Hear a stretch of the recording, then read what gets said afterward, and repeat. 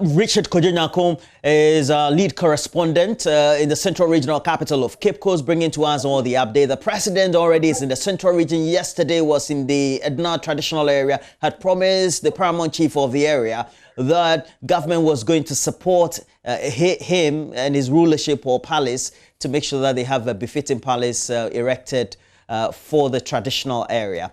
And that's a good one. But next door is Cape Coast, and it's where tomorrow he is expected to be in town and also grace that event, the NPP Manifesto launch for 2020. And it's where also, as your election headquarters, we have to tell you, we'll bring you all the live previews. Indeed, we've started.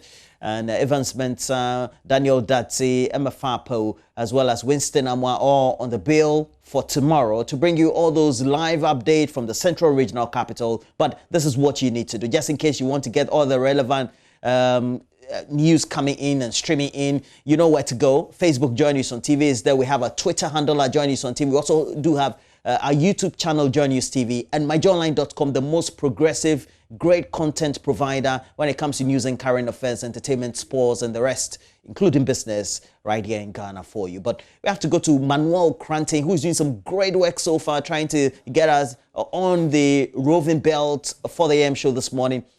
And Manuel will be ready, I'm told, somewhere around the University of Ghana and get us the latest on his latest subject. But Manuel Kranting, are you ready for us? Official outdooring of the manifesto of the two main political parties. I'm talking about the NPP and then the NDC. There's a conversation about what exactly,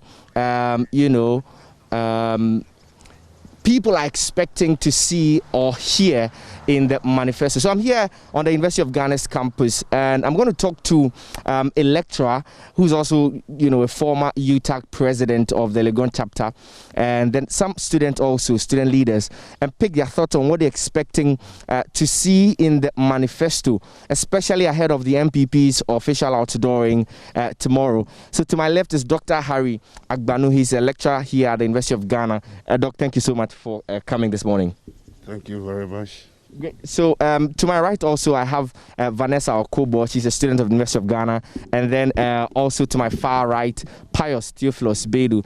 Thank you, ladies and gentlemen, also for agreeing to speak to us. Maybe I should start off with Dr. Agbanu. So, I mean, generally, it's been that time again, and people are courting support, promising here and there. But as a lecturing fraternity, and as that particular constituency in the University of Ghana, what is that particular thing you're looking forward to seeing, in their manifestos? Thank you very much. With the COVID experience, one would expect a smart political party to be willing to invest massively in online, study platforms for both lecturers and students. And so I will be expecting to see an elaborate plan on the part of government to provide infrastructure for online studies. Then secondly, I'm also expecting that there will be that political decision to identify one or two institutions for research, dedicated solely to research and finding homemade solutions to the problems that face our country. And as are now, all universities or tertiary institutions are doing almost everything. And I think that is not good for our development if we want development to be faster than it is. So I'm expecting some statement from our political leaders as to how they want to forge ahead with research by identifying one or two institutions dedicated to research intensity. Yep. Great. So, Dr. Harry Agbanu's course is essentially on, building of research and especially also investing in online infrastructure, especially giving what COVID-19 has taught us by respect of our educational institutions. Well, Vanessa, I'll come to you now. And you're a student. You're looking to graduate. There have been talks about creation of jobs for graduates and so on and so forth. Let me just quickly pick your preliminary, on your expectations, particularly in the manifestos. Okay, good morning to you listeners and watchers. I'd like to say that the COVID-19 has actually exposed so many things. It has exposed our security, infrastructure, health, education, so many things that I think that the government should look forth to improve. And as a student myself, I'm hoping to not find it difficult finding a job after university, or hoping to create something for myself. Looking at the agricultural sector, it exposed how much we are deficient in that sector. I'm hoping to see more improvement in the agricultural sector. I'm also hoping to see more improvement in aviation, because for someone who traveled and came back and you're in a different country, you're hoping to come back home, and the only problem is that your country doesn't have a plane. You understand? This actually has shown how much it is important to have to own our own aviation, for us to own our own planes, to get our students to come back to the country whenever there is any problem like this. So that's what I'm actually looking forward to. So you're looking forward to seeing, a locally run airline. A locally run airline. I'm looking more forward to seeing our agriculture being improved. It's sad that we have to actually import a lot of things and we export so little. We have so much cocoa, but we only get 10% of the value, which is terrible. So I'm hoping that the government would actually skew more money or skew more attention towards these sectors. Other ones are important, but I feel this ones must be tackled first, and then we move on. So for you, whoever comes to you with plans of building an airline and improving the agricultural sector might possibly get your vote.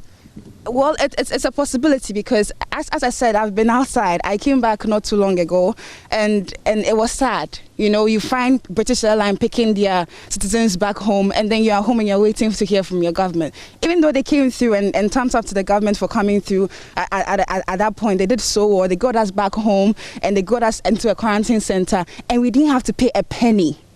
That is the kind of government I am hoping to vote for. That's the kind of government I'm hoping to work with. That's the kind of government I'm hoping to put my life in hoping to give my life to actually help improve other sectors as well. So I feel that we should go towards that sector too. Well, you think that we should go towards that sector too. I'll go to Pius. Now, the NPP is outdooring its manifesto tomorrow. And, in the past couple of days, there's been an argument about infrastructure and so on and so forth. Let me, understand what you're expecting in the area of infrastructure.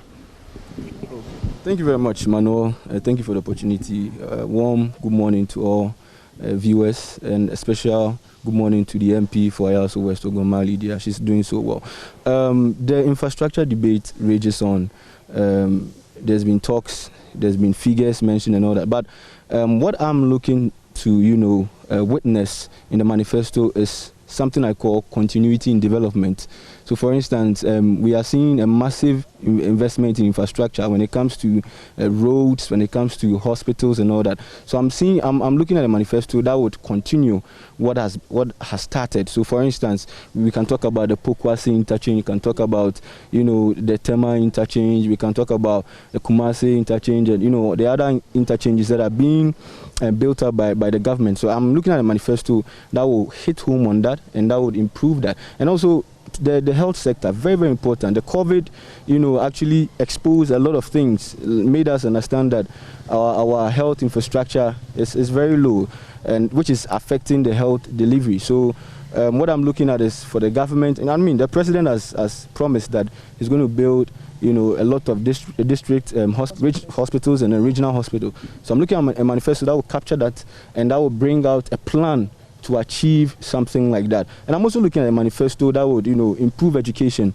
Free SHS has done tremendously well, about 1.8 million, students have been enrolled, and the program is doing so well. So I'm looking at a manifesto that would bring continuity into that aspect too as well. I'm also looking at a manifesto that would, continue to build, capture the one district, one factory program. Today, I learned the president is commissioning the Ekumfi, factory and all that. So I'm looking at a manifesto that would, bring home all these things. And last but not the least, I'm also looking at a manifesto that would create jobs for the youth myself. I really love the NAPCO program, the president enrolled when he came, because he saw that, the youth, after finishing university, there's nothing to speak about. So myself, running for National Union of Ghana Students Secretary for International Relations, I'm really particular about the jobs, that the president seeks to create for the youth. And NAPCO has done so well. About 300,000 students, people, graduates have been employed through that program. So I'm looking at, the manifesto being broadened to capture these things. Great. You're talking a bit. I'll come back to, before you wrap up, pick your top three. If you are asked to give us maybe top three on your list of things that you're looking out to see on the manifesto, maybe while you think about that, I'll come back to Dr. Harry Agbanu and talk a bit more about research, because you intimated, quite emphatically something about that. Now, there's been an argument that, let's scrap book and research allowance and create a national research fund. You apply, tap into it, and you can do what you call wholesome research than the regular cyclical, maybe 500 cedis or so, that they give to you as book and research allowance, which can really do just a handful of research. Going into the 2020 elections, and as the political parties begin to outdoor their manifestos, where would you stand and expect, on that? Well, thank you very much once again. It's unfortunate our students here have turned this program into praise singing for a particular political party. I think we should be broadened in our approach to things. I thought that being on University of Ghana campus, your aim is to find out what our expectations are as far as education is concerned, because that is where we are. But maybe I didn't understand the concept that is behind this particular program. But for me, being here, I thought our focus should be on education, because that is where we are. Now back to your question. If you are talking about research fund, there's nobody here in Ghana, especially in academia, who does not support the idea of a research fund. The two major political parties have agreed, but the approach is where they differ. The NPP decided that the research fund will be instituted separate from the book and research allowances that the lecturers get. I think that is fantastic. The NDC at the point decided that they were going to establish the research fund and scrap the book and research allowances. That was where we disagreed with them. But thankfully we were paid till they left office. So I think that what I expect to see is a rigorous effort on the part of whoever comes to establish a national research fund that will boost research. But we as lecturers will resist any attempt by any of them to scrap the book and research allowances that we enjoy so far. But we'll give our full support to any government that is willing to establish a national research fund, which is what we need as a country to boost, research. So you are all for establishing the research fund, yes, and still keeping the book and research allowance? Exactly. But where's the utility there? Because the argument is that there are a lot of lecturers and they are all having to share from the little kitty. But if we consolidate the funds, then those who really do need the funds for the research that they want to do can tap into that. Given the very scarce resources that we have, you don't buy that argument. This argument has been overflowed, and we've made it clear that the book and research allowances that we have, we now receive, is for our desktop research, to update our courses, to update our notes for our students. So if you are talking of research that was 500 cedis, and today it's 1,500. You don't expect any serious researcher to go into a research project with 1,500 cedis. So that one, there's no argument about it as to whether it should be scrapped or not. It should not be scrapped because we need it to be able to do the little desktop research that we do for updating our.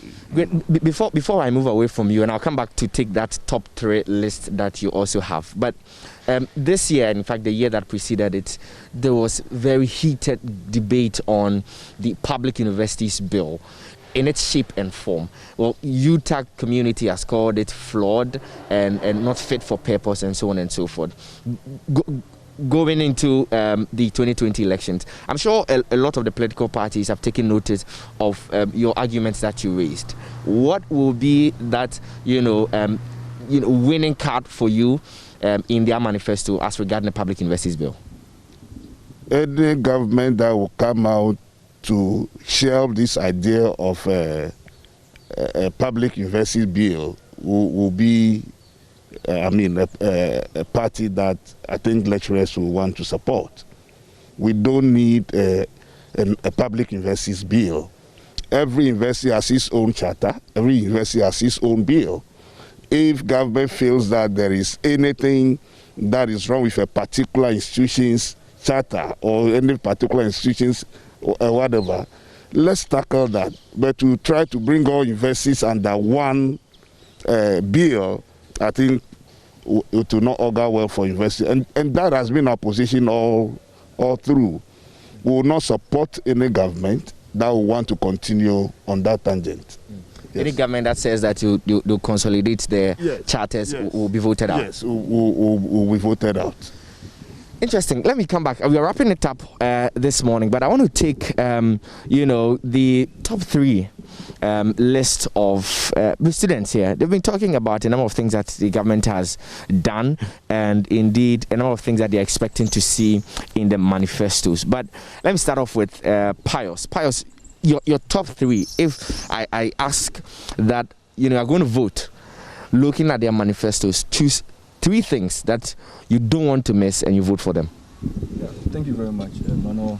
Manuel, just a quick one. Let me just chip this in. I think the university community is not only based on education, but it also serves as a lot of opportunities for us. I mean, talk of jobs, talk of research and all that. So I think if we narrow the conversation on education, we wouldn't really be, broadening the discussion. My top 3, a quick one. I'm looking at infrastructure. Number 1, infrastructure. I'm talking about roads. I'm talking about, I'm talking about roads, and I'm also talking about health services, hospitals and all that.